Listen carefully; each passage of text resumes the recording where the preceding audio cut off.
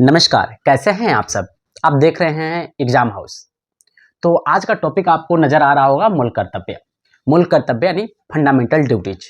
इससे पहले हमने जो टॉपिक पढ़ा था वो था राज्य का नीति निर्देशक तत्व, और उससे पहले जो टॉपिक पढ़ा था वो था मौलिक अधिकार या मूल अधिकार। ठीक है, मौलिक अधिकार नागरिकों को दिए गए थे। ठीक, फिर उसके बाद राज्य के नीति निर्देशक तत्व हम पढ़े। उसमें क्या था? उसमें राज्य की यानी जो सरकार है, ठीक, जो संस्थाएं हैं, उनकी कुछ जिम्मेदारियां थी। और अभी आप देख पा रहे होंगे मूल कर्तव्य फंडामेंटल ड्यूटीज। यहाँ पे ठीक, हम जो नागरिक हैं, ठीक है, हमारी कुछ जिम्मेदारियां हैं। ठीक, तो आप वही पढ़ना है, वो जिम्मेदारियां कौन कौन सी हैं और वो जिम्मेदारियां कैसे आई। ठीक है, तो आइए देखते हैं मूल कर्तव्य। इसे भाग 4A में जोड़ा गया है। ठीक है, और आर्टिकल 51A में इसका उल्लेख है। डॉक्टर स्वर्ण सिंह समिति की सिफारिश पर इसे 42वां संविधान संशोधन 1976 के द्वारा जोड़ा गया। सबसे पहले राज्य के नीति निर्देशक तत्व में क्या था कि हमने पढ़ा था, ठीक है, आर्टिकल 51 तक। वहां पे क्या था? राज्य की जिम्मेदारियां थी उसके बारे में बताया गया था। ठीक, उसके खिलाफ, राज्य के खिलाफ हम सुप्रीम कोर्ट नहीं जा सकते थे।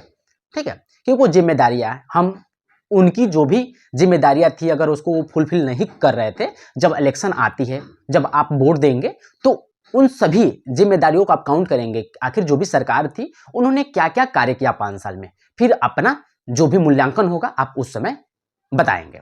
वो थी। ठीक है, अभी क्या है? मूल कर्तव्य। मूल कर्तव्य में हमें क्या देखना है, कैसे देखना है, वो देखेंगे। तो इसमें क्या था, जब हमारी संविधान निर्माताओं द्वारा संविधान बनाए जा रहे थे उस समय मूल कर्तव्य को संविधान में नहीं जोड़ा गया था। ठीक है, इसका जो भाग है, ठीक है, भाग 4A के अंतर्गत रखा गया। कब? 42वां संविधान संशोधन 1976 के द्वारा।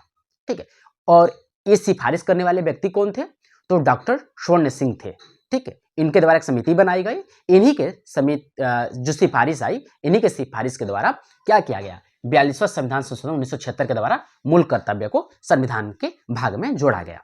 ठीक है, उस समय क्या था कि जब डॉक्टर स्वर्ण सिंह समिति ने 8 प्रावधान पेश किया। ठीक है, लेकिन जब संविधान संशोधन हुआ 1976 में, उस समय मूल रूप से 10 मूल कर्तव्य जोड़े गए।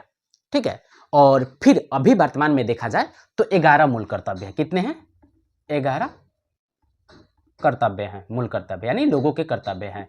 इसे आपको 86वां संविधान संशोधन 2002 के द्वारा जोड़ा गया।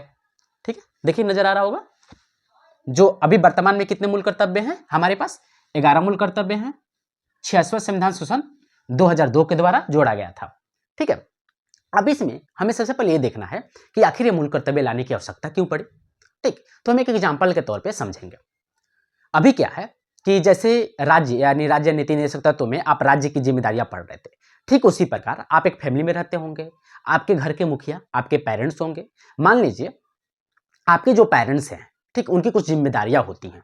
ठीक, वो आपको बचपन से लेके इस अवस्था तक लाएंगे, पढ़ाएंगे, लिखाएंगे। ठीक है, फिर आप नौकरी हासिल करेंगे। ठीक है, जो भी उनके द्वारा ज्ञान दिए गए होंगे, मूल संस्कार दिए गए होंगे, उनका आप समाज में उपयोग करेंगे। ठीक है, तो क्या था, उनकी जो जिम्मेदारी थी उन्होंने उसको पूरा किया। उसके बाद आपका कर्तव्य क्या है? आपका कर्तव्य यही है ना कि आपके पेरेंट्स जब आपको पढ़ा लिखा कर बड़ा आदमी बना दिए हैं, तो आप अब उनकी सेवा करें, अपनी कर्तव्य का निर्वहन करें। ठीक, तो यहीं पर जब राज्य अपनी जिम्मेदारियां निभाता है, ठीक है, संविधान क्या है? संविधान एक संरक्षक के तौर पे था। जब संविधान निर्माताओं द्वारा इतना नहीं सोचा गया, उन्होंने कहा कि जनता अपनी जो ईमानदारी पूर्वक जो भी होंगे, ठीक है, जिम्मेदारियां निभाएगी। ठीक है, संविधान सिर्फ एक संरक्षक के रूप में होगा और जो उनके अधिकार हैं, ठीक है, वो उन्हें दे दिया जाए। तो संविधान में सारे अधिकार दे दिए गए, जो जो चीजें थे सारे डिटेल से बता दिया गया, लेकिन मूल कर्तव्य नहीं जोड़ा गया। लेकिन बाद में जनता लापरवाह हो गई, ठीक है, मनमौजी हो गई, अपने हिसाब से काम करने लगी। तो फिर इसी सब चीजों को देखते हुए हर एक बात पे जनता क्या करती थी? सुप्रीम कोर्ट जाने का धमकी देने लगती थी हर एक बात पर। ठीक है, अगर गवर्नमेंट कुछ भी काम ना करे, कभी कुछ हो जाए, तो चलो मैं सुप्रीम कोर्ट चला जाता हूँ। ठीक है, आपने पढ़ा था, ठीक है, आर्टिकल 32 में, ठीक, संवैधानिक उपचारों का अधिकार है कि आप डायरेक्ट सुप्रीम कोर्ट जा सकते हैं अपने अधिकारों के लिए। ठीक, उसी चीज के लिए, ठीक है, 1976 में जब आपातकाल लागू हुआ था, ठीक है, राष्ट्रीय आपातकाल था, उस समय इंदिरा गांधी ने कहा, ठीक है, कि कुछ क्यों ना कुछ ऐसा किया जाए कि लोग अपनी जिम्मेदारियों को निभाए। ठीक, तो उस समय एक पढ़े लिखे व्यक्ति थे डॉक्टर स्वर्ण सिंह, ठीक है, उनके द्वारा एक समिति बनाई गई। उनके समिति से किसी सिफारिश पर, ठीक है, 8 मूल कर्तव्य लाए गए। फिर 8 कर्तव्य जब संशोधन हुआ तो उसमें 8 न करके 10 मूल कर्तव्य जोड़ दिया गया। और वर्तमान में अब भी अगर देखा जाए तो हमारे पास जो मूल कर्तव्य हैं जिसका हमें निर्वहन करना है, ठीक है, जिसका हमें पालन करना है, वो अब 11 हो चुके हैं। 86वां संविधान संशोधन 2002 के तहत, ठीक है, अब 11 हो चुके हैं मूल कर्तव्य। ठीक है, तो अब 42वां जब संविधान संशोधन होता है डॉक्टर स्वर्ण सिंह समिति के सिफारिश पर, ठीक है, तो उसमें मूल कर्तव्य जोड़ दिए गए। अब वो मूल कर्तव्य कौन कौन सी है अबे हमें वो देखने हैं। ठीक है, चलिए देखते हैं। पहला जो मूल कर्तव्य है, संविधान का पालन करें और उसके आदर्शों, संस्थाओं, राष्ट्रध्वज और राष्ट्रगान का आदर करें। पहला यहां पे बता रहा है जो हमारा संविधान है इसका तो पालन तो करना ही है, साथ साथ में, ठीक है, जो संविधान में आदर्श दिए गए हैं उस आदर्श को, जो संस्थाएं हैं, संवैधानिक संस्थाएं हैं, उसका और फिर राष्ट्रध्वज, हमारी जो तिरंगा है, ठीक है, जो भारतीय झंडा है, राष्ट्रध्वज है, इसका, और फिर साथ साथ राष्ट्रगान जन गण मन, इसका क्या करना है, आदर करना है। ठीक, फिर दूसरा यहां पे बता रहा है, आप देख पा रहे होंगे, स्वतंत्रता के लिए हमारे राष्ट्रीय आंदोलन को प्रेरित करने वाले उच्च आदर्शों को हृदय में संजोए रखें और उनका पालन करें। यानी जब स्वतंत्रता के लिए आंदोलन लड़ रहे थे, जो भी महान क्रांतिकारी थे, महान पुरुष थे, उनके जो आदर्श थे, जैसे भगत सिंह हो गए, ठीक है, पंडित जवाहरलाल नेहरू हो गए, चंद्रशेखर आजाद हो गए, फिर साथ में आपको महात्मा गांधी जी हो गए, ये जितने भी महान क्रांतिकारी, महान पुरुष थे, उनके जो आदर्श थे उनको क्या करना है, अपने दिल में संजोए रखना है, अपने हृदय में संजोए रखना है। ठीक है, और साथ साथ में क्या करना है, उसका पालन भी करना है। ठीक है, ताकि आप प्रगति के राह पे बढ़ सके और उनको सम्मान पूर्वक सम्मान दे सके। ठीक, इसलिए सेकंड में इसे बताया गया है। अब आप थर्ड में देखेंगे, भारत की प्रभुता, एकता, अखंडता की रक्षा करे और उसे अक्षुण्ण रखे। यानी जो भारत की हमारी प्रभुता है, ठीक है, एकता है, अखंडता है, ठीक है, इसको क्या करना है, ठीक है, इसको बनाए रखना है और सुरक्षित रखना है। ठीक है, यहां पे ये बात हो गई। फिर आप फोर्थ में देखेंगे, देश की रक्षा करें और आह्वान किए जाने पर राष्ट्र की सेवा करें। सबका कर्तव्य है देश की रक्षा करना। ठीक है, जिस देश में हम रह रहे हैं, भारत जैसे देश में रह रहे हैं, ठीक है, इसकी क्या करना है, रक्षा करना है। और साथ साथ में जब आह्वान किया जाए, जब आपको बुलाया जाए देश की लड़ाई के लिए, तो आपको आना है। ठीक है, यहां पे ये बताया जा रहा है, राष्ट्र की सेवा करें। फिर आप 5 में देख पा रहे होंगे, भारत के सभी लोगों में समरसता, समान भारतीत्व की भावना का निर्माण करें। धर्म, भाषा, प्रदेश या वर्ग पर आधारित सभी भेदभाव से परे हो। यानी क्या करना है, यहां पे भारत के सभी लोगों के साथ मिलजुल के रहना है, भाईचारे का संबंध बना के रखना है।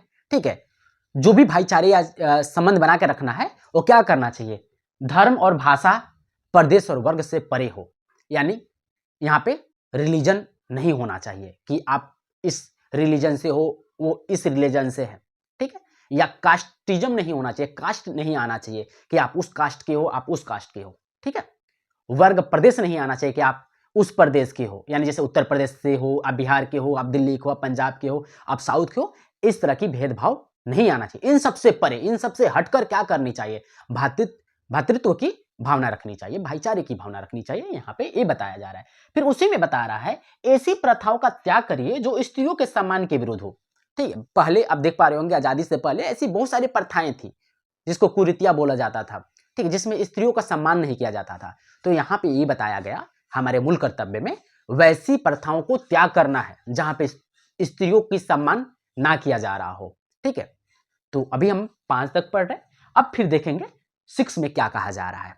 ठीक है, अब हम देखेंगे जो हमारा मूल कर्तव्य 6ठा नंबर का है, ये क्या कह रहा है, हमारी सामाजिक संस्कृति की गौरवशाली परंपरा का महत्व को समझे और उसका परीक्षण करें। यानी कहने का मतलब हो गया, आप देख पा रहे होंगे हमारा जो भारत है, ठीक है, विविधताओं वाला देश है। ठीक है, अलग अलग संस्कृति, अलग अलग सभ्यताएं हैं हमारे देश में। तो उसी परंपरा, जो गौरवशाली परंपरा रहा है, ठीक है, प्राचीन काल से लेकर अभी वर्तमान की बात करें, तो उन्हीं सभी सभ्यताओं और संस्कृतियों को क्या करना है, ठीक है, उनकी महत्व को समझना है और उसका परीक्षण करना, उससे कुछ सीखना है हमें। ठीक, फिर उसके बाद आप 7 नंबर का मूल कर्तव्य देखेंगे। इसमें क्या कहा जा रहा है? प्राकृतिक पर्यावरण की, यानी जिसमें वन, झील, नदी और वन्य जीव की रक्षा करें। यानी यहाँ पे क्या कहा जा रहा है? वन्य जीव की रक्षा करने के लिए जिसमें वन्य जीव आ जाएंगे, ठीक है, प्राकृतिक से रिलेटेड जो भी हो, यानी प्राकृतिक पर्यावरण में वन आ जाएगा, झील आ जाएंगे, नदी आ जाएगा और वन्य जीव की, यानी वन्य जीव प्राणी आ जाएंगे, इनकी रक्षा करने की बात की जा रही है। और यहाँ पे एक बात और भी बता रहा है, प्राणी मात्र के प्रति दया भाव भी रखें। यानी जो प्राणी मात्र हैं उनके प्रति हमें दया भाव भी रखनी है। ठीक है, फिर उसके बाद आप देख पा रहे होंगे 8 नंबर का जो मूल कर्तव्य हमारा है वो है मौलिक दृष्टिकोण, मानववाद और ज्ञानार्जन तथा सुधार की भावना का विकास करें। वैज्ञानिक दृष्टिकोण का मतलब क्या कहा जा रहा है यहाँ पे? आज के दौर में हमें वैज्ञानिक दृष्टिकोण को समझना होगा। ठीक है, विज्ञान की तरफ हमें बढ़ना होगा। फिर इसके साथ साथ मानववाद को भी ध्यान में रखना होगा और ज्ञान अर्जन करनी होगी। इन सभी चीजों में सुधार की भावना का विकास करें। ठीक है, वैज्ञानिक दृष्टिकोण, मानववाद, ज्ञानार्जन, इन सभी चीजों में, ठीक है, आपको इसकी ओर बढ़ना ही है। साथ साथ में सुधार की भावना भी विकसित करनी है, समय समय पर इन सभी चीजों में संशोधन भी करने हैं। ठीक है, फिर उसके बाद आप देख पा रहे होंगे 9 नंबर का जो मूल कर्तव्य है उसमें सार्वजनिक संपत्ति को सुरक्षित रखे और हिंसा से दूर रहे। सार्वजनिक संपत्ति का मतलब जो भी राज्य की संपत्ति है, अपनी देश की संपत्ति है, उसको सुरक्षित रखना है। ठीक है, जैसे ट्रेन हो गया, सड़क हो गए, ठीक, इन जितनी भी प्रकार की जो हमारे देश की अर्थव्यवस्था का रीढ़ है, ठीक है, और साथ साथ में हमारे देश की जो धरोहर है, जो देश की संपत्ति है, उसका क्या करना है? उसकी सुरक्षा करना है, उसे सुरक्षित रखना है। ठीक है, और हिंसा से भी दूर रहना है, हिंसा भी नहीं करनी है। ठीक, फिर अब देखिए 10 नंबर का जो मूल कर्तव्य है उसमें व्यक्तिगत और सामूहिक गतिविधियों के सभी क्षेत्रों में उत्कर्ष की ओर बढ़ने का सतत प्रयास करे, जिससे राष्ट्र निरंतर बढ़ते हुए प्रयत्न और उपलब्धि की नई ऊंचाइयों को छू ले। यानी यहाँ पे ये कह रहा है कि व्यक्तिगत यानी आप अकेले कीजिए या सामूहिक जो कार्य हो रहे हैं उनके साथ भी जुड़िए और साथ साथ में जुड़कर ऐसा कार्य कीजिए, ठीक है, ऐसी गतिविधियों यानी कार्यों की ओर आकर्षित हुए, कोई भी क्षेत्र हो जिससे आप उत्कर्ष की ओर यानी ऊंचाइयों की ओर बढ़े। और आप यदि ऊंचाइयों की ओर बढ़ेंगे तो साथ साथ में अपना देश भी निरंतर आगे बढ़ता रहेगा। यहाँ पे इसकी बात की जा रही है, प्रयत्न और उपलब्धियों की नई ऊंचाई को छू ले। ठीक है, फिर आप 11 नंबर देखिए, यहाँ पे क्या कह रहा है? ठीक है, यदि माता पिता या संरक्षक हैं तो उनके 6 से 14 वर्ष के जो बच्चे हैं, ठीक है, क्या करना है? शिक्षा के अवसर प्रदान करने हैं। यहाँ पे ये कहा जा रहा है 11 नंबर के मूल कर्तव्य में, यानी जो भी अभिभावक हैं, जो भी पेरेंट्स हैं, ठीक है, उनके जो भी बच्चे हों 6 से 14 वर्ष के हों तो उन्हें शिक्षा के अवसर प्रदान करें हुए। और साथ साथ में यदि हो सकता है कोई बच्चा ऐसे हो जिनके पेरेंट्स ना हो, ठीक, कोई एनजीओ में रह रहा हो, साथ साथ उसको कोई देखभाल करने वाला संरक्षक हो, तो उनका भी यह कर्तव्य है कि वो 6 से 14 वर्ष तक की आयु वाले बच्चों को, ठीक, अपनी स्थिति के अनुसार उनका पालन करे और साथ में शिक्षा का अवसर प्रदान करे। ठीक है, तो अभी हमने पढ़ा, ठीक है, जो मूल कर्तव्य है ये हम जैसे नागरिकों का एक जिम्मेदारी है जो अपने देश के विकास में, ठीक, योगदान दे सकते हैं। यदि हम इन सभी मूल कर्तव्यों का ईमानदारी पूर्वक निर्वहन करते हैं तो हमारा देश, हमारा समाज एक ऊंचाई की शिखर पर पहुंच जाएगा। तो अभी इसमें से बहुत सारे ऐसे चीजें हैं जिसके पालन नहीं किए जाते हैं। तो मैं रिक्वेस्ट करूंगा कि अब से यदि आप मूल कर्तव्य पढ़े हैं तो प्रयास कीजिए इन सभी चीजों का, ठीक, अगर 11 जो भी मूल कर्तव्य दिए गए हैं इनका हम अगर अच्छे से पालन करते हैं तो बताइए हमारा देश कहां पहुंच जाएगा। ठीक, तो आज का टॉपिक इतना ही, फिर मिलते हैं हम नेक्स्ट टॉपिक के साथ नेक्स्ट लेक्चर में। चलिए, जय हिंद।